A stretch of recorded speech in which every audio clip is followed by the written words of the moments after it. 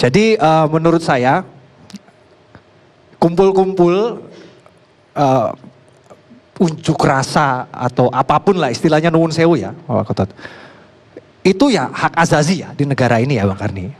Itu kebebasan berpendapat yang dilindungi oleh undang-undang. Justru menurut saya itu indikasi bahwa demokrasi di negara kita ini ya iklimnya masih sehat, iklim demokrasinya. Dan juga sebenarnya itu indikasi ya, wah rezim ini ya nggak otoriter gitu. Masih bisa kumpul-kumpul gitu. Meskipun ada yang jelek-jelekin pemerintah gitu misalnya gitu ya. Nah tapi ini yang bikin saya kecewa, ini yang saya sesalkan ini Bang Karni ini. Dan ini nuwun sewu ya, Al Mukarram Al Kotot sama Al Mukarram Ko Felix. Izinkan saya selesaikan dulu ya ngomongnya, nanti kalau mau motong nanti biar saya selesai dulu.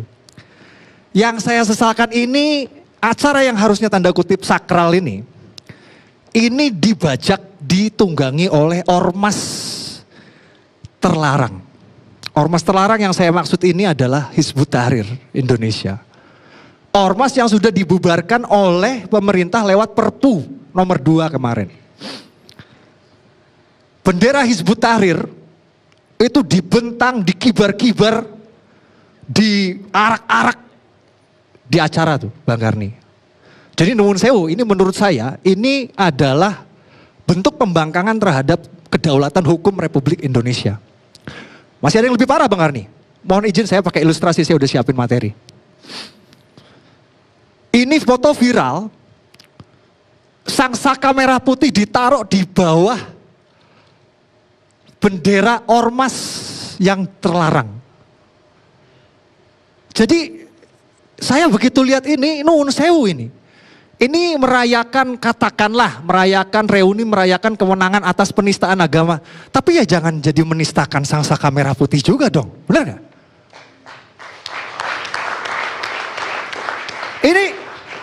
Ini ya nuwun sewu ini yang saya lihat ini. Kita ini di Indonesia ini, yang negara mayoritas muslim ini.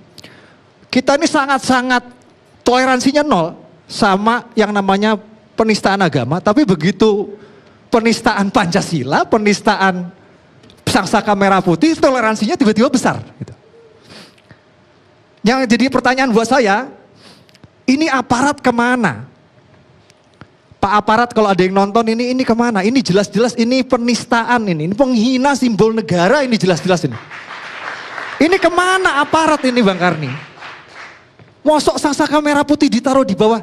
Saya tahu pasti Koko Felix sama ini di sini pasti banyak yang ingin mendebat saya Bang Karni bahwa itu yang dipasang itu bukan bendera HTI, itu adalah Panji Rasulullah. Saya katakan sekarang, ini adalah Panji Rasulullah Muhammad Sallallahu Alaihi Wasallam. Inilah al-roya al-liwa. Monggo ini banyak sumber kredibel yang bisa dicek, banyak sumber kredibelnya. Ini bisa dicek ini. Ya, bisa periksa sendiri.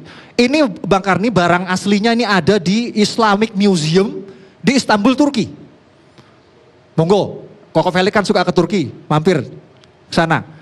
Jadi itu bahkan di kutipan sejarahnya itu jelas bahwa ini dulu Rasulullah Muhammad SAW menyerahkan bendera ini kepada Sayyidina Ali bin Abi Thalib radhiyallahu anhu pada Khaybar ke-7. Jadi jelas sejarahnya. Jadi jelas ya kalau ada yang nonton di sini Pak aparat, jelas ini adalah Panji Rasulullah. Ini adalah bendera ormas terlarang Hizbut Tahrir, jelas ya.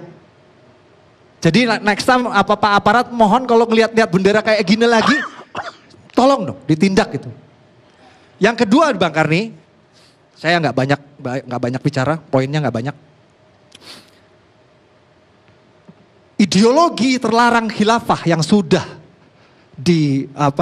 sudah dilarang oleh Perpu nomor 2 kemarin itu dengan terang-terangan itu dipromosikan di acara tersebut. Jejak digitalnya banyak Bang Karni. Bisa dilihat foto-foto, spanduk, flyer bertuliskan besar-besar khilafah. Itu dipajang-pajang, orang berselfie ria, diviralkan di media sosial. Ini ideologi yang pernah terang-terangan ingin mengganti Pancasila sebagai falsafah negara. Ideologi yang terang-terangan mengatakan bahwa menolak undang-undang dan mengatakan undang-undang RI itu adalah hukum jahiliyah, hukum biadab. Ideologi yang terang-terang mengajarkan katanya nasionalisme itu tidak ada dalil, kata mereka. Itu kan sama aja mengatakan bahwa cinta tanah air itu bertentangan dengan hukum Islam. Ingin membenturkan agama dan negara. Ideologi yang berbahaya, yang akhirnya dengan berbagai macam pertimbangan pemerintah memutuskan untuk melarangnya. Maaf kalau saya menyinggung, tapi apa bedanya dengan komunis PKI?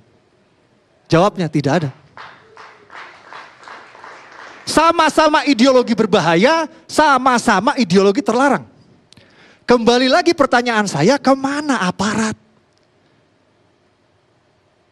Ini terus terang nih, Bang Karni, saya prihatin. Ini menurut saya ini udah bentuk apa ya?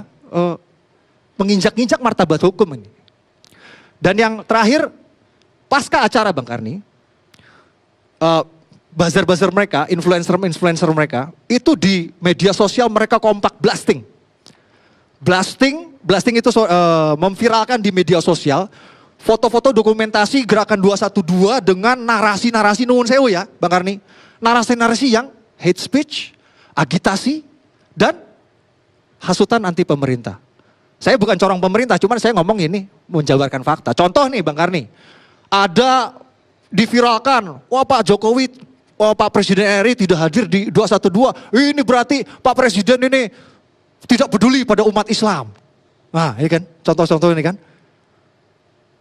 Atau ada satu video yang viral itu, ada satu ustadz yang diundang untuk orasi.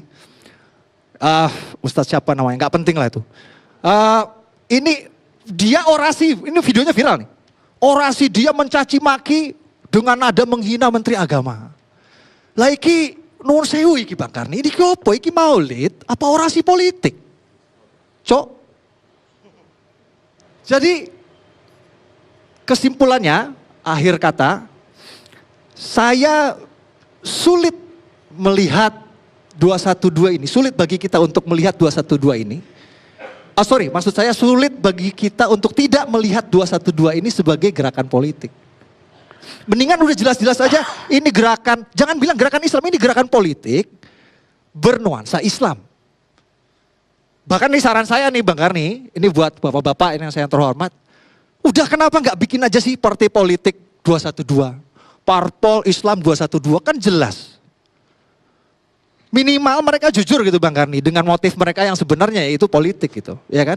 Daripada kayak sekarang umat dibuai dengan dalil jihad bela agama persatuan umat padahal tujuannya politik 2019. Sekian Bang Karni. Wallahul muwaffiq ila aqwamit thoriq. Assalamualaikum warahmatullahi wabarakatuh. Sekarang saya minta Felix Xiao, penceramah. Perdana juga kalau nggak salah. Alhamdulillah.